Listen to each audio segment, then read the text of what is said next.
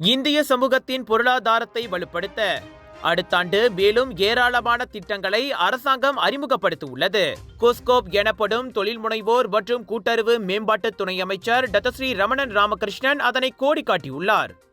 முடியும் இந்த 2024 ஆண்டில் இந்திய சமூகத்துக்காக குஸ்கோப்பின் கீழ் 7 அம்ச திட்டங்கள் வெற்றிகரமாக நிறைவேற்றப்பட்டுள்ளன. வணக்கம் மடானி தொடங்கி ஸ்பூமி இந்திய தொழில் முனைவர் மேம்பாட்டு திட்டம், பெண் தொழில் முனைவர்களுக்கு அமானா இக்தியார் கீழ் பேன் திட்டம், பிரீஃப் ஆய் தொழில் முனைவோர் கடனுதவி திட்டம் என அப்பட்டியல் நீளுகிறது. இத்திட்டங்கள் வாயிலாக ஏராளமான இந்தியர்கள் பயனடைந்துள்ளனர். இதன் தொடர்ச்சியாக புத்தாண்டிலும் ஏராளமான சமூக பொருளியல் மேம்பாட்டு திட்டங்கள் முன்னெடுக்கப்படும். நேரம் வரும்போது அவற்றை அறிவிப்பேன் என 2025 புத்தாண்டு வாழ்த்து செய்தியில் சுங்கைபுலோ நாடாளுமன்ற உறுப்பினருமான அவர் கூறினார். நாட்டின் வளர்ச்சிக்கேற்ப இந்திய சமூகம் மேம்பாடு காண வேண்டும் என்பதே பிரதமரின் விருப்பமும் ஆகும். அதனை உறுதி செய்ய இந்தியர்களுக்கு ஏராளமான பயனுள்ள திட்டங்களை வரையுமாறு பிரதமரே நேரடி உத்தரவு போட்டுள்ளார். அதன்படி சமூகத்தை முன்னேற்றும் நடவடிக்கைகளை தாம் தொடருவேன் என்றார் அவர். ஒளிமயமான எதிர்காலத்திற்கு இந்திய சமூகம் தொடர்ந்து ஒன்றிணைந்து செயல்பட வேண்டும் என்றும் டத்தஸ்ரீ ரமணன் கேட்டுக்கொண்டார்.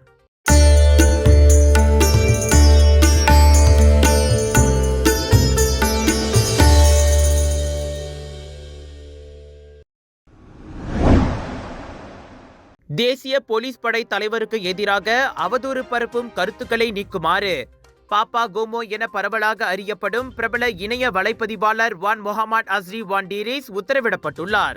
ஐஜிபி தான்ஸ்ரீ ரசருடின் உசைன் செய்திருந்த விண்ணப்பத்தை ஏற்றுக்கொண்டு கோலாலம்பூர் உயர்நீதிமன்றம் அந்த இடைக்கால தடை உத்தரவை பிறப்பித்தது. அவ்வுத்தரவு 21 நாட்களுக்கு செல்லும்படியாகும் என வழக்கறிஞர் எஸ் ராம்குமார் கூறினார். இரு தரப்புக்கும் இடையிலான செவிமடுப்புக்கு ஜனவரி 10 நிர்ணயிக்கப்பட்டுள்ளது. அதன்போது இந்த இடைக்கால தடை உத்தரவை நீட்டிக்க வேண்டுமா இல்லையா என்பது முடிவாகும். யூடியூப் மற்றும் டிக்டாக்கில் பாப்பா கோமோ பதிவேற்றியிருந்த வீடியோ தொடர்பில் ஐஜிபி கடந்த வாரம் அந்த இடைக்கால தடை உத்தரவு கோரி விண்ணப்பித்திருந்தார். அவ்வீடியோவில் தாம் சிறுமைப்படுத்தப்படும் வகையிலும் பிரதமருடன் தொடர்பு படுத்தியும் சித்தரிக்கப்பட்டதாக அவர் சுட்டிக்காட்டினார்.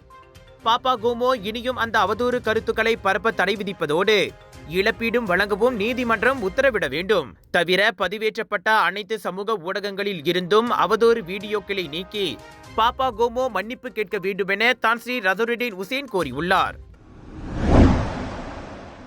மலேசியாவின் கல்வி வரலாற்றில் ஓர் அடையாளமாக திகழும் கூலா தோட்ட தமிழ் பள்ளி தனது 122ஆம் ஆண்டு வரலாற்று விழாவை கடந்த டிசம்பர் 29 அன்று வெகு விமரிசையாக கொண்டாடியது.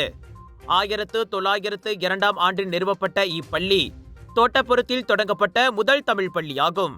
1950களில் இப்பள்ளியில் 70க்கும் மேற்பட்ட பிளாய்க்கார மாணவர்கள் கல்வி பயின்றனர் என்பது இப்பள்ளியின் பெருமைக்குரிய வரலாற்று மைல்கல்லாகும்.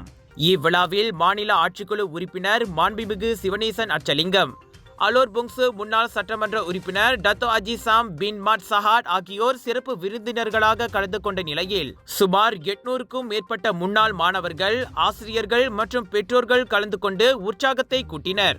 மலேசிய தமிழ் பள்ளிகளின் முன்னாள் முகமை அமைப்பாளர் பாஸ்கரன் அவர்களும் கலந்து கொண்டு தமிழ் பள்ளிகளின் வளர்ச்சி மற்றும் அவற்றின் முக்கியத்துவத்தை வலியுறுத்தி சிறப்புரை ஆற்றினார். இவ்விழாவில் மூத்த முன்னாள் மாணவர்கள், ஆசிரியர்கள், தோட்டக்காரர்கள் மற்றும் சாதனை மாணவர்கள் சிறப்பிக்கப்பட்டனர். பெற்றோர் ஆசிரியர் சங்கம், பள்ளி வாரிய குழு மற்றும் முன்னாள் மாணவர் சங்கம் இணைந்து இந்நிகழ்ச்சியை வெற்றிகரமாக நடத்தினர்.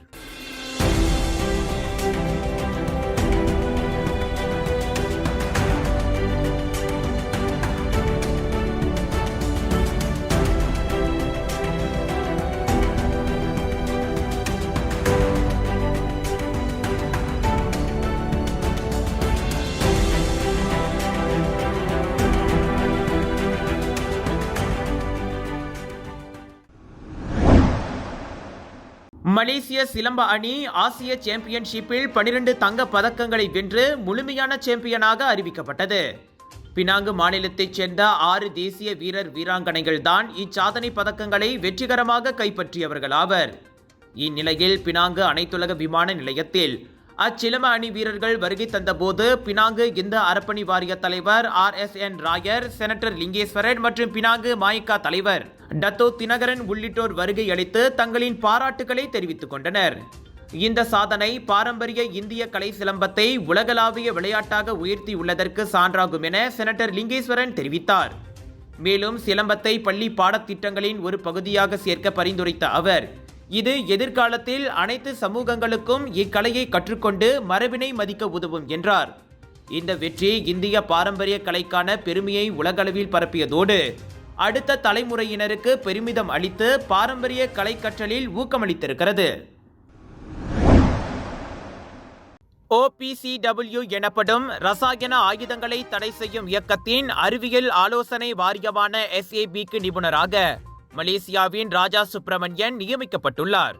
ரசாயன ஆயுதங்களுக்கான மாநாட்டிற்கான மலேசிய தேசிய வாரியத்தின் துணை செயலாளருமான ராஜா, ஆசிய வட்டாரத்தில் இருந்து ரசாயன ஆயுதங்கள் தடை செய்யும் இயக்கத்திற்கு நியமிக்கப்பட்ட 7 நிபுணர்களில் ஒருவராக திகழ்கிறார் என வெளியுறவு அமைச்சு இன்று வெளியிட்ட அறிக்கை ஒன்றில் தெரிவித்துள்ளது.